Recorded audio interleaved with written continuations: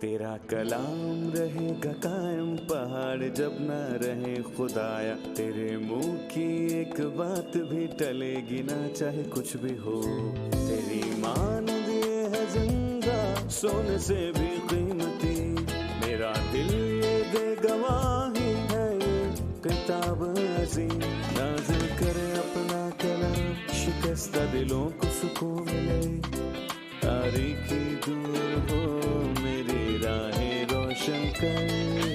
दे अपना कलाम कसरत से ए खुदा, बदल दे रिहाई दे कसरत से फल में लाओ। कलाम रहेगा कायम पहाड़ जब न रहे खुदाया, तेरे मुंह की एक बात भी टलेगी ना चाहे कुछ भी हो।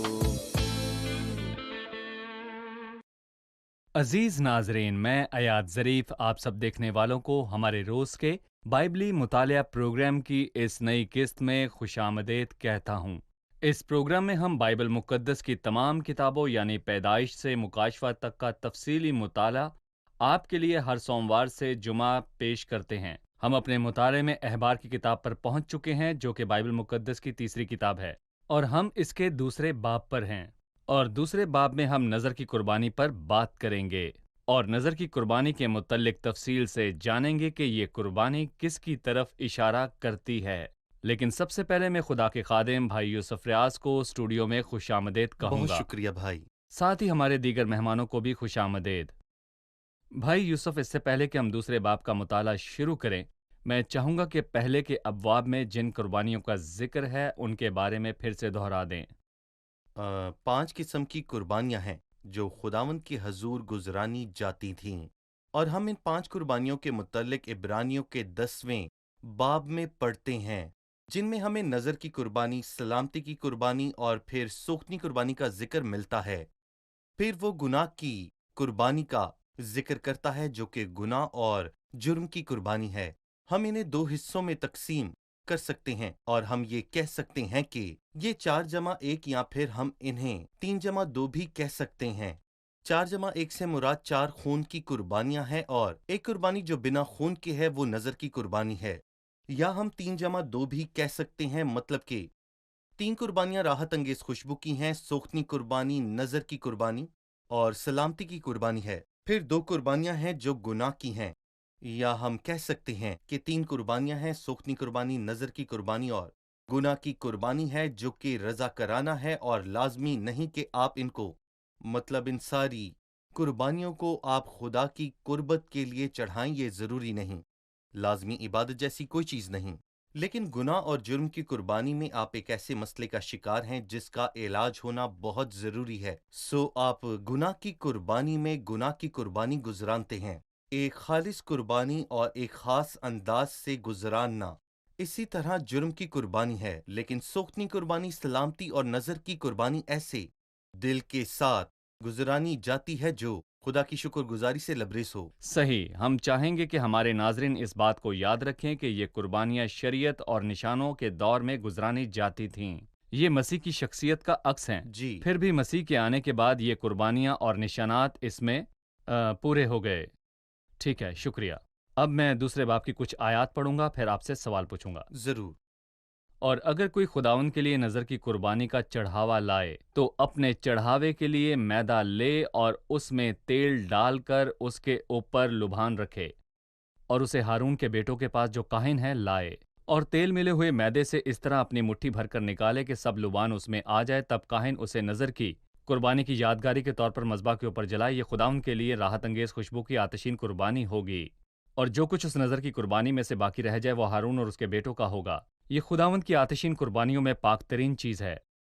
और जब तू तनूर का पका हुआ नज़र की कुर्बानी का चढ़ावा लाए, तो वो तेल मिले हुए मैदे के बेखमीरी गिरदे या तेल चुपड़ी हुई बेखमीरी चपातियां हों।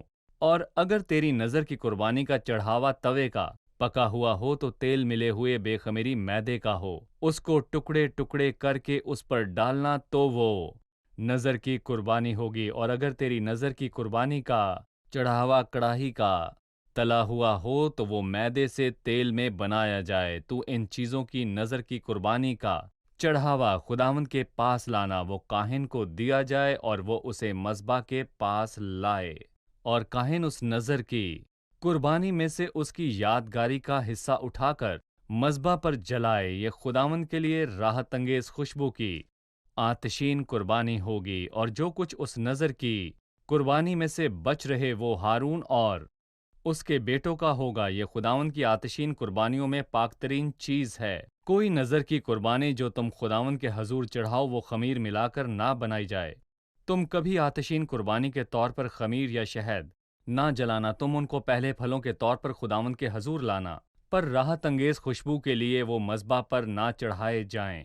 اور تو اپنی نذر کی ہر قربانی کو نمکین بنانا، اور اپنی کسی نذر کی قربانی کو اپنے خداوند کے عہد کے نمک کے بغیر نہ رہنے دینا، اپنے سب چڑھاووں کے ساتھ نمک بھی چڑھانا۔ اور اگر تو پہلے پھلوں کی نذر کا چڑھاوا خداوند کے حضور چڑھائے تو اپنے پہلے پھلوں کی نذر کے چڑھاوے کے لیے اناج کی بھنی ہوئی بالیں یعنی ہری ہری بالوں میں سے ہاتھ مل کر نکالے ہوئے اناج کو چڑھانا، اور اس میں تیل ڈالنا اور اس پر لبان رکھنا، تو وہ نذر کی قربانی ہوگی۔ اور کاہن اس کی یادگاری کے حصے کو یعنی تھوڑے سے مل کر نکالے ہوئے دانوں کو اور تھوڑے سے تیل کو اور سارے لبان کو جلا دے، یہ خداوند کے لیے آتشین قربانی ہوگی۔ اس پر وضاحت کیجیے۔ چونکہ یہ خون کی قربانی نہیں ہے، اس لیے یہ مسیح کی موت کی طرف اشارہ نہیں کرتی، بلکہ اس کی مہکتی ہوئی زندگی کی طرف اشارہ کرتی ہے، جس نے باپ کے دل کو خوش کیا۔ اور ہمیں یاد ہے کہ آسمان سے ایک سے زیادہ مرتبہ یہ آواز آئی، اور آواز تھی، یہ میرا پیارا بیٹا ہے جس سے میں خوش ہوں۔ اور یہی بات پہاڑ پر بھی دوبارہ دہرائی گئی جہاں پر مسیح کی صورت بدل گئی۔ لیکن یہاں پر میں یہ بھی کہنا چاہوں گا، مسیح کی مہکتی ہوئی زندگی اس کی قربانی کی طرف ایک اشارہ ہے، یا ہم یوں کہہ سکتے ہیں کہ مسیح کی پاک انسانیت کی طرف، کیونکہ اس کی زندگی خوشبودار اور اس کی انسانیت بے عیب تھی۔ یہاں نظر کی قربانی ظاہر ہوتی ہے جو ہم سے مسیح کی صلیبی موت کا تقاضا نہیں کرتی۔ مسیح کی پاک انسانیت اور یہ کہ وہ دنیا میں کیسے آیا، مطلب اس کی پیدائش کیسے ہوئی، اس نے انسانی روپ کیسے لیا۔ میرا خیال ہے کہ ہم نظر کی قربانی میں اس کا عکس دیکھ سکتے ہیں۔ ہم جانتے ہیں اس میں 3 چیزیں آتی ہیں، لیکن یہ 2 چیزوں سے بالکل پاک ہے۔ پہلے اناج، تیل، پھر لبان۔ یہ وہ چیزیں ہیں۔ جی یہی وہ چیزیں ہیں، اور میرا خیال ہے کہ یہ اناج پاک انسانیت کی طرف اشارہ کرتا ہے۔ وہ کیسے قائم ہوا؟ یہ ہم اس خوشی میں دیکھتے ہیں جو جبرائیل مقدسہ مریم کے پاس لایا، روح القدس تجھ پر نازل ہوگا اور خدا تعالیٰ کی روح تجھ پر سایہ کرے گی، اور اس سبب سے وہ مولود مقدس خدا کا بیٹا کہلائے گا، کیونکہ مسیح اپنے پیدائش کے وقت سے پاک ہے، جو یقینی طور پر باقی انسانوں سے فرق ہے۔ وہ ان انسانوں سے بہتر تھا جو بہترین تھے، جیسا کہ داؤد نے کہا، دیکھ میں نے بدی میں صورت پکڑی اور میں گناہ کی حالت میں ماں کے پیٹ میں پڑا، کیونکہ داؤد نے کہا کہ میں نے کسی آدمی کو مخلص نہ پایا، اور مطلب کہ وہ سچائی سے یہ کہتا ہے۔ اس نے یہ لفظ تو استعمال نہیں کیے، لیکن اس نے کہا کہ میں نے بدی کی حالت میں صورت پکڑی، لیکن مسیح بالکل فرق ہے، جو مولود مقدس خدا کا بیٹا کہلائے گا۔ پھر اناج مسیح کی انسانیت کی بات کرتا ہے، جی اور تیل روح القدس کو ظاہر کرتا ہے جس سے مسیح پیدا ہوا، بالکل ایک کواری کے بطن سے۔ صحیح۔ لیکن لبان کس کو ظاہر کرتا ہے؟ میرا مطلب ہے کہ یہ سمجھنا بہت اچھا ہے کہ لبان ہمارے پیارے خداوند یسوع مسیح کے مختلف کمالات کو ظاہر کرتا ہے، جس کے متعلق غزل و غزلات کی دلہن کہتی ہے اس کا منہ شریر ہے، ہاں وہ سراپا عشق انگیز ہے۔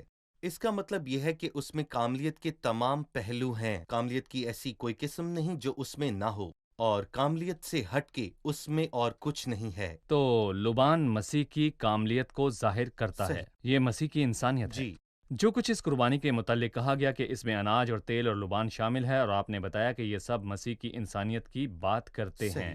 ہم مزید آگے بھی جانیں گے، لیکن ابھی ایک وقفہ لیں گے اور پھر دوبارہ حاضر ہوں گے۔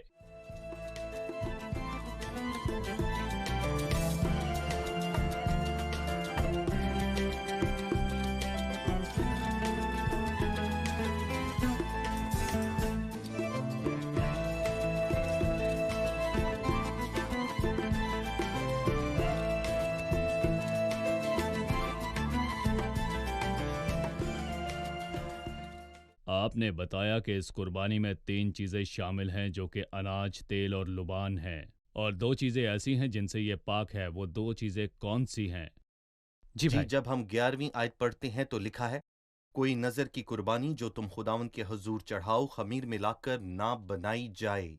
तुम कभी आतशीन कुर्बानी के तौर पर शहद या खमीर ना जलाना। खमीर पूरी बाइबल में गुनाह को पेश करता है। उसने ना सिर्फ गुनाह से परहेज किया बल्कि उसकी जात में गुनाह ना था, सो खमीर उन चीजों में शामिल ना था। और मैं आपसे ये भी कहना चाहता हूं, और ना ही उसे नजर की कुर्बानी में शामिल होना चाहिए था। और एक बात और कि शहद भी इंसानों की झूठी तारीफ को पेश करता है, लेकिन हमारे प्यारे यीशु अल मसीह ने अपनी जिंदगी में हरगिज ऐसा ना किया। हाँ, वो रहम और तरस से भरा हुआ था, लेकिन शहद जो कि इंसानी फितरत की नरमी को और तारीफ और खुशामद को जाहिर करता है, लेकिन मसीह इन बातों से वाकिफ न था। अब हम मसीह की इंसानियत के बारे में बात कर रहे हैं जी, और किस तरह मसीह ने इंसानी बदन लिया और कुंवारी के हामला होने में पाखरू का किरदार अदा किया, और ये कि मसीह की जिंदगी लुबान की मानी थी, यानी कि वो कामलियत से लबरेज थी। बिल्कुल। वो खमीर से मुकम्मल तौर पर पाक थी जो बुराई है, और शहद, और शहद जो कि खुशामद, रियाकारी और इंसान की झूठी तारीफ है। और चौथी आयत में लिखा है कि जब तू तनूर का पका हुआ नजर की कुर्बानी का चढ़ावा लाए। यहाँ पहली बार हम तनूर का लफ्ज सुनते हैं। इसके बाद हम एक कुर्बानी देखते हैं जो कि कढ़ाई में पकाई जाती है और फिर तवे पर पकाई जाती है। मसलन आग में दाखिल होना और फिर आग का तजर्बा करना। ये हमें मसीह की इंसानियत के बारे में क्या बताता है? इसका मतलब है कि मसीह ने अपनी पैदाइश से दुख उठाया, और हम ये भी जानते हैं कि जब मसीह पैदा हुआ तो उसके पास जगह ना थी, और हेरोदीस उस पर गजबनाक हुआ और उसे मार देना चाहता था। सो यूसुफ और मुकद्दसा मरियम को हेरोदीस के कहर से बचने के लिए मिस्र जाना पड़ा। सो मसीह अपनी पैदाइश ही से दुख उठा रहा था। वो मर्दे गमनाक और शुरू ही से रंज का आशना था। सो जब ये तीन तस्वीरें हमें दिखाई देती हैं, मतलब कि तनूर, कड़ाही और तवा, तो ये मसीह के मुख्तलिफ कामों का अक्स हैं। और हकीकत ये है कि जितना ज्यादा लुबान आग में जलता है, उसकी उतनी ज्यादा खुशबू ऊपर को जाती है, मतलब खुशबू तेज होती है। और मसीह ने आदमियों के लिए जितना भी दुख उठाया, उसकी खुशबू ऊपर उतनी ही ज्यादा गई, जो इंसानी फितरत से बिल्कुल मुख्तलिफ थी। मेरा मतलब है कि जब आप किसी शख्स से मिलते हैं, लेकिन जब वो किसी नफ्सियाती या फिर ज़हनी दबाव में आता है, तो फिर वो कुछ कहता है या कुछ ऐसा करता है जो आप सुनना या फिर देखना नहीं चाहेंगे।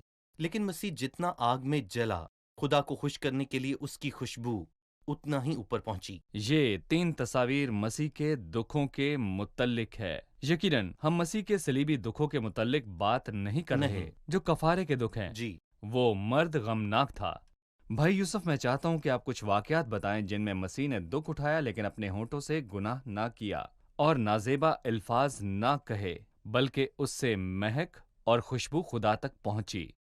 दरअसल हमारे पास मसीह के बारे में बताने के लिए बहुत कुछ है। उसके दुख और उसकी खुशबू जो उसने उठाई। क्यों? जैसा कि मैंने कहा, उसकी सारी जिंदगी ऐसी ही थी, मर्दे गजबनाक। मसलन दो वाकयात हैं जब उन्होंने उसके कत्ल की साजिश की, जैसा कि हमने मत्ती के 12वें बाब में पढ़ा है। फिर क्या हुआ?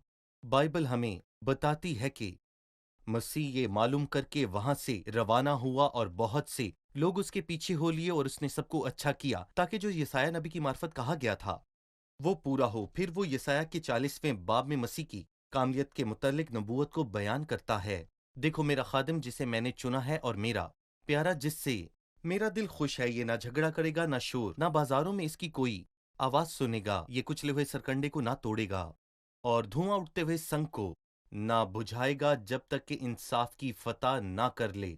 और फिर दूसरी बार जब मसीह बैतनिया में आया तो लाजर मर चुका था। उसने पूछा कि तुमने उसे कहाँ रखा है? फिर उसने मरियम को रोते और मातम करते देखा। फिर बाइबल की सबसे छोटी लेकिन बहुत ही ज्यादा गहरी आयत आती है जहां लिखा है, मसीह रोया। मसीह जो सारे जलाल के लायक है, आदमियों के हाथों से दुखी हुआ, लेकिन उससे हमेशा वो खुशबू उठकर ऊपर गई जिसने खुदा के दिल को खुश किया। आपने उस तेल का तस्करा किया जो उन तीन चीजों में शामिल है जो पाक रूह की तरफ इशारा करती हैं। लेकिन हम दो बातें जानना चाहते हैं। पहली, उस पर तेल उंडेलना, इसका मतलब जानना चाहेंगे। और फिर दूसरी बात, तेल से मसा करने का क्या मतलब है, जो चौथी आयत में है। इस कुर्बानी में तेल उंडेला जाता, उसे तेल में पकाया जाता और उसे तेल से मसा भी किया जाता। क्या ये किसी तरह मसीह की इंसानियत के साथ पाकरू के किरदार की तरफ इशारा करती है? दरअसल हम तेल की 3 सूरतों को देखते हैं, ना कि सिर्फ 2 को ही देखते हैं, क्योंकि इनमें तेल शामिल है कि वो पाकरू की कुदरत से कंवारी के पेट से पैदा हुआ। रूहुल कुद्स तुझ पर नाजिल होगा और हक ताला की रूह तुझ पर साया डालेगी, और लिखा है कि उसे तेल में पकाया जाता था, लेकिन तेल मिलाने के बाद बाइबल कहती है कि उसे तेल से मसा किया जाता, तेल उंडेला जाता। ये मसीह के बपतिस्मे को जाहिर करती है जो यूहन्ना बपतिस्मा देने वाले ने उसे दिया, और उस पर आसमान खोला गया और पाकरू उस पर ठहर गया और पाकरू उस पर नाजिल हुआ। और यहाँ हम देखते हैं मसीह को पाकरू से मसा किया उस गया, पर तेल उंडेला गया, यानी उसे तेल से मसा उसे किया गया। पाकरू से मसा किया गया ताकि 3 बरस तक अपनी खिदमत को अंजाम दे। सही। जब हम छठे बाब पर जाते हैं, हमें तीसरी बात नजर आती है जो नजर की कुर्बानी में फर्क को बताती है। जहां हमें 6:21 में ये बताया गया कि वो तवे पर तेल में पकाया जाए, और जब वो तर हो जाए तो तू उसे ले आना। और यहाँ पे बताना चाहूंगा कि हमारी अंग्रेजी बाइबल में मिक्स का तर्जमा लफ्ज सेराब से किया गया है, तेल से सेराब करना। हमारे मसीह को तेल से सेराब किया गया, इसका मतलब है कि उसे पाकरू से लबरेज किया गया। मसीह का जन्म पाकरू की बदौलत हुआ, फिर वो यूहन्ना के वसीले अपने बपतिस्मे में पाकरू से मसा किया गया। फिर लूका के चौथे बाब में उसके पाकरू से भर जाने का जिक्र मिलता है। ये मसीह और पाकरू के बीच का ताल्लुक है। हम जानते हैं कि नजर की कुर्बानी मसीह की इंसानियत और उसकी जिंदगी की बात करती है, जिससे खुदा खुश हुआ और उसने खुदा के दिल को मुतमिन किया। और हम जी, ये भी जानते हैं कि उसके दुखों के 3 अक्स हैं, जो कुछ भी उस तनूर में या उस कढ़ाई में है या उस तवे पर है, ये सब उसके मुख्तलिफ दुखों की तरफ इशारा करते हैं जो मसीह ने अपनी जिंदगी में बर्दाश्त किए। मैं चाहता हूं कि हम तीसरी आयत पर बात करें, और जो कुछ उस नजर की कुर्बानी से बाकी रह जाए वो हारून और उसके बेटों का होगा। यह खुदावंद की आतिशीन कुर्बानियों में से पाकतरीन चीज है। ये कुर्बानी खुदावंद के लिए जानी जाती थी। तो हारून और उसके बेटों का इससे क्या ताल्लुक? ये बाइबल मुकद्दस की अजमत है। ये हमें उसी से सेर करती है जिससे खुदा खुद सेर होता है, यानी कि हारून और यानी उसके वो बेटे ईमानदार जो ईमानदारों कहानत को के जाहिर करते घराने से हैं। ताल्लुक रखते हैं। बिल्कुल, उनका भी मसीह में वैसा ही हिस्सा है जैसा कि खुदा का, और वो उससे मुतमईन था। और इसके अलावा वो बालिग और समझदार भी है। और यहाँ पर बहुत अच्छा गीत याद आ रहा है कि दिल को उसका इत्मीनान दो जिससे कादरे मुतलिक मुतमईन है, और उसके रोशन जलाल से दिल को खुश होने दो। सो आपने गौर किया कि दूसरी आयत में काहिन मुट्ठी भर निकाल लेता है, और मैं कहूँगा कि ये बहुत खूबसूरत बात है कि मुट्ठी भर, और वो इससे ज्यादा नहीं ले सकता। मेरा ख्याल ये हमें 2 बातें याद दिलाता है। एक पालूस ने कही और दूसरी बात यहाँ पतरस ने कही। पतरस ने कहा, हम सब कुछ छोड़कर तेरे पीछे हो लिए हैं। उसने मसीह से मुट्ठी भर ले लिया था। और पालूस ने कहा कि मैंने जो कुछ खो दिया मैं उसे कूड़ा करकट समझता हूं, और उसने भी मुट्ठी भर ले लिया।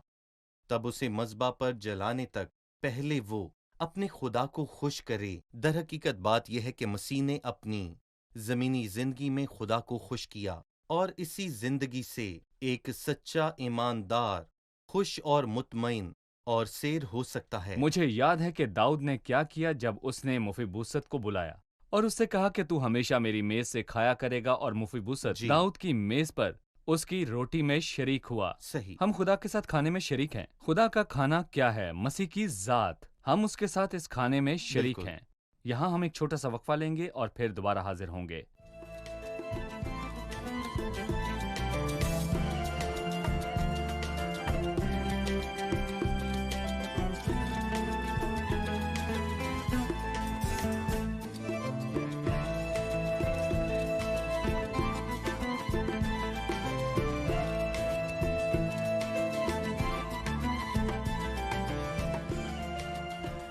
हमने सीखा कि कुर्बानी 3 मराहिल से गुजरती है: तंदूर में पकाई गई, फिर कढ़ाई में और फिर तवे पर।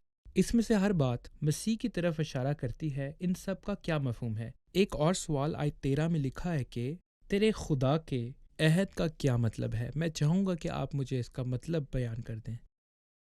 جی بھائی، وہ 3 صورتیں جو ہم 4، 5 اور 6 آیات میں دیکھتے ہیں وہ ہمیں تنور اور توا اور ایک لکڑی کے متعلق بتاتی ہیں، اور تنور مسیح کے پوشیدہ دکھ کو ظاہر کرتا ہے جس سے مسیح گزرا، اور میں یہ بتانا چاہوں گا کہ وہ دکھ ایسے تھے جنہیں حساب میں نہیں لایا جا سکتا۔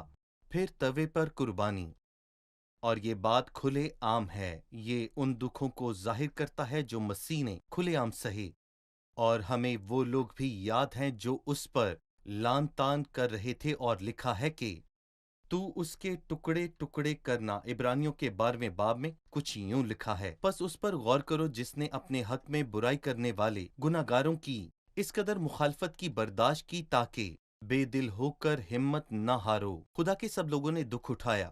یوسف مرد غمناک تھا، داؤد مرد غمناک تھا، وہ کون تھا جس کی زندگی دکھوں کا گھر تھی؟ خداوند یسوع مسیح۔ پھر آخری منظر میں ہمیں کڑاہی نظر آتی ہے جب اس نے دکھ اٹھائے۔ یہ ہمیں ان دکھوں کے بارے میں بتاتا ہے جو اس نے سہے، خاص کر کے وہ جب وہ صلیب پر لٹکایا گیا۔ اس کے کفارے کے دکھ نہیں جو اسے جو آدمیوں اس کے پر پڑی۔ ہاتھوں سے ملے، لیکن وہ ہیبت ناک کوڑوں کی مار اور لان تان۔ میں نے اپنی داڑھی نوچنے والوں اور پیٹھ کوڑے لگانے والوں کے حوالے کی، میں نے اپنا منہ رسوائی اور تھوک سے نہیں چھپایا۔ یہ وہ دکھ ہیں جو مسیح نے سہے، اور ہمیں ان پر غور کر کے ان سے فیض لینا ہے۔ مسیح نے ہماری محبت میں یہ دکھ برداشت کیا۔ دوسرا سوال کہ تو اپنی سی نظر کی قربانی کو اپنے خدا کے عہد کے نمک کے بغیر نہ رہنے دینا، اس کا کیا مطلب ہے؟ نمک ہمیشہ خرابی کو پھیلنے سے روکتا ہے، اور مسیح میں ہمیشہ ہی نمک پایا جاتا ہے، اور بائبل ہمیں بتاتی ہے کہ ہمیں خود میں ہمیشہ نمک رکھنا ہے۔ یہی مسیح نے اپنے شاگردوں سے کہا، اور خود اس میں کبھی نمک کی کمی نہ ہوئی، اور اس نے کبھی بھی خرابی اور گناہ کے ساتھ کسی بھی تعلق کا سمجھوتا نہ کیا۔ سو تو اپنی کسی بھی قربانی کو خدا کے عہد کے نمک کے بغیر نہ رہنے دینا۔ اگر شہد نہیں ہے مگر آپ کے پاس نمک ہونا چاہیے۔ کوئی ریاکاری نہیں، بلکہ مسیح میں ہمیشہ سچائی نظر آتی ہے جس کے دم سے فضل اور سچائی ہے۔ سو نمک مسیح کی زندگی میں سچائی کو ظاہر کرتا صحیح۔ ہے۔ صحیح، بہت شکریہ۔ اگر ہم 14ویں آیت پر جائیں تو لکھا ہے، اگر تو پہلے پھلوں کی نظر کا چڑھاوا خداوند کے حضور چڑھائے تو اپنے پہلے پھلوں کی نظر کے چڑھاوے کے لیے اناج کی بھونی ہوئی یعنی کہ ہری ہری بالوں میں سے ہاتھ سے مل کر نکالے ہوئے اناج کو چڑھانا۔ جی، ایک تا 13 اناج کی بات ہو رہی ہے یعنی نظر کی قربانی، پر یہاں وہ اناج کی ہری بالوں کی بات کر رہا ہے۔ اناج کی بالیاں اپنے درمیانی دنوں میں، یعنی وہ جب ہری ہی ہوتی ہیں تو کاٹ لی جاتی ہیں۔ یہ مسیح کا عکس پیش کرتا ہے جو اپنے درمیانی دنوں میں ہی کاٹ لیا گیا تھا، اور شریعت راست باز سے زندگی کے بہت سارے دنوں کا وعدہ کرتی ہے، یعنی لمبی زندگی کا۔ مسیح کی مانند راست باز کون تھا؟ لیکن وہ اوسطن سے بھی کم عمر میں وفات پا گیا، اور موسیٰ نے کہا کہ آدمی کی زندگی کے دن ہی کتنے ہیں، 70 برس یا قوت ہو تو 80 برس۔ مسیح 35 برس سے بھی کم عمر کا تھا۔ ایسا کیسے ہو سکتا ہے؟ اس لیے زبور 102 میں ہم مسیح کے بارے میں پڑھتے ہیں کہ وہ باپ کے ہاتھ میں یہ کہتا ہے کہ اے خداوند مجھے آدھی عمر میں نہ اٹھا، اور ہم جانتے ہیں کہ وہ ایسا شخص تھا جس سے ہم سیر ہوتے تھے، اور وہ تبھی کاٹا گیا جب وہ ہرا تھا اپنے درمیانی دنوں میں۔ لیکن ہم جانتے ہیں کہ وہ اپنے مرنے کے تیسرے دن بعد ہی جی اٹھا، اور باپ اسے 102 زبور میں جواب دیتا ہے کہ تیرے برس پشت در پشت ہیں، اور تو نے قدیم سے زمین کی بنیاد ڈالی، آسمان تیرے ہاتھ کی صنعت ہے۔ وہ نیست ہو جائیں گے پر تو باقی رہے گا، بلکہ وہ پوشاک کی مانند پرانے ہو جائیں گے، اور تو انہیں لباس کی مانند بدلے گا، مگر تو لا انتہا ہے۔ بھائی یوسف، میں ایک آخری سوال آپ سے پوچھنا چاہوں گا جس کے جواب کی ہمیں بہت زیادہ ضرورت ہے۔ اگر نظر کی قربانی مسیح کی انسانیت کو پیش کرتی ہے جیسا آپ نے کہا کہ اس میں گناہ نہ تھا، اس میں خمیر نہ تھا، اور نہ ہی اس میں شہد تھا کہ خمیر اور شہد اس میں نہ رکھا جائے، ریاکاری سے پاک ہو، لیکن کیا کبھی مسیح کی انسانیت پر گناہ کی آزمائش آئی؟ میرا مطلب اس نے گناہ نہ کیا، لیکن کیا اس پر کبھی یہ آزمائش آئی؟ اگر جواب نہ میں ہے تو بیابان میں اس پر شیطان سے آزمائے جانے کا کیا مقصد تھا اگر یہ اس کا گناہ نہ کرنا ہی طے تھا؟ جیسا کہ ہم نے پہلے بھی کہا کہ مسیح میں گناہ نہ تھا اور نہ ہی اس کی ذات میں کوئی گناہ پایا گیا تھا۔ جیسا کہ ہم نے پہلے بھی کہا اس میں خمیر نہ تھا، پر اس پر آزمائش کیوں آئی؟ تاکہ اس حقیقت کو ثابت کیا جا سکے جو پاک ہے وہ دنیا میں آنے کو ہے، وہ جو بے عیب ہے اور اس کی آزمائش گناہ سے خالی ہے۔ یسوع معروسی گناہ سے مبرہ تھا، اس کی آزمائش ویسی نہ تھی جیسا کہ مجھ پر آتی ہے۔ آدمی اپنی ہی آزمائش میں کھنچ کر اور پھنس کر آزمایا جاتا ہے، مگر مسیح کے ساتھ ایسا کچھ نہ تھا، مگر اس پر آزمائش آئی کیونکہ وہ محض باتیں نہیں تھیں، بلکہ شیطان اسے 40 دن تک آزماتا رہا۔ مگر شیطان کی کتنی آزمائشیں کام آئیں؟ ایک بھی نہیں۔ ایک بھی نہیں۔ یہ ناممکن تھا، اس لیے کہ اگر وہ کسی بات میں کامیاب ہوتا تو مسیح اس سام کا سر کچلنے کے لیے صلیب تک نہ پہنچ پاتا، کیونکہ مسیح میں ہرگز گناہ نہیں تھا۔ شکریہ بھائی، ہم پروگرام کے اختتام پر پہنچ چکے ہیں۔ اب ہم مل کر مہمانوں سے اس کی رائے جانیں گے۔ آج کے پروگرام سے آپ نے کیا سیکھا؟ ہم نے سیکھا کہ نظر کی قربانی خداوند کی مہکتی ہوئی زندگی کی بات کرتی ہے، نہ کہ اس کی موت کی، کیونکہ یہ خون کی قربانی نہیں۔ اس میں 3 چیزیں شامل ہیں۔ اناج پاک انسانیت کو ظاہر کرتا ہے، اور تیل پاک روح کو ظاہر کرتا ہے کہ جب وہ کنواری مریم پر آیا، اور لبان بھی جو کہ خداوند کی کاملیت کے مختلف پہلوؤں کی بات کرتا ہے کہ وہ تنہا ہی ان تمام پہلوؤں کا حامل ہے۔ ہم قربانی کی مختلف صورتوں میں مسیح کے دکھوں کو دیکھتے ہیں۔ تندور، توا اور کڑھائی مسیح کی ذہنی قرب کی طرف اشارہ کرتے ہیں جو لوگوں پر عیاں تھا، جیسے انہوں نے اس پر لان تان کیا۔ صلیب پر مسیح کا درد، لیکن وہ لبان کی مانند تھا کہ جب اسے آگ میں ڈالا جاتا اس سے خوشبو اٹھتی ہے، اور جب مسیح درد سے گزرا تو اس سے پیار اور قربانی کی خوشبو اٹھتی ہے۔ ہم دیکھتے ہیں کہ ہری بھری فصل جو کہ اپنی آدھی زندگی کے دوران کاٹ دی جاتی ہے، یسوع کی طرف اشارہ کرتی ہے، وہ بھی کاٹ ڈالا گیا۔ شکریہ، خدا آپ کو برکت دے۔ بھائی یوسف، خدا آپ آپ کو کا بھی برکت دے۔ شکریہ۔ عزیز ناظرین، آج ہم نے سیکھا کہ نظر کی قربانی جو کہ احبار کی کتاب کے 2 باب کا مضمون ہے، مسیح کی انسانیت کے بارے میں بات کرتی ہے۔ وہ انسانیت جو روح القدس کی قدرت سے کنواری کے بطن میں قائم کی گئی، وہ انسانیت جو اس کی ساری زندگی لبان کی مانند نظر آتی ہے، یعنی کاملیت کے تمام تر پہلو اور الوہیت کی تمام عمدہ خصوصیات جو کہ اس کی انسانیت میں نظر آئیں۔ ہم نے یہ بھی جانا کہ ہر لمحہ پاک روح سے بھرا ہے۔ عزیز ناظرین، میں اور آپ اس شاندار شخص کی مانند جینے کو بلائے گئے ہیں جو مسیح کہلاتا ہے۔ ہم آدم ذات کی تاریخ کے مطابق جینے کے لیے نہیں بلائے گئے، لیکن ہمیں مسیح کی زندگی کی ہر بات کو اپنانے اور اس کے مطابق جینے کی ضرورت ہے۔ وہ ہمیں دیا گیا تاکہ ہم سیر ہوں، اور اس نے خدا باپ کے دل کو بھی مطمئن کیا۔ اگلے پروگرام میں آپ سے پھر ملاقات ہوگی۔ خدا آپ کو برکت دے۔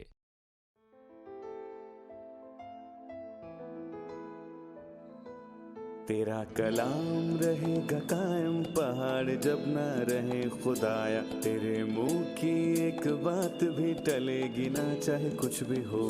تیری مانند یہ ہے زندہ، سونے سے بھی قیمتی، میرا دل یہ دے گواہی ہے، یہ کتاب عظیم نازل کرے اپنا کلام، شکستہ دلوں کو سکون ملے، تاریکی دور ہو میری راہیں روشن کر، دل اپنا کلام کثرت سے اے خدا بدل دے، رہائی دے کثرت سے پھل ملاؤ۔ کلام رہے گا قائم، پہاڑ جب نہ رہے خدایا، تیرے منہ کی ایک بات بھی ٹلے گی نہ چاہے کچھ بھی ہو۔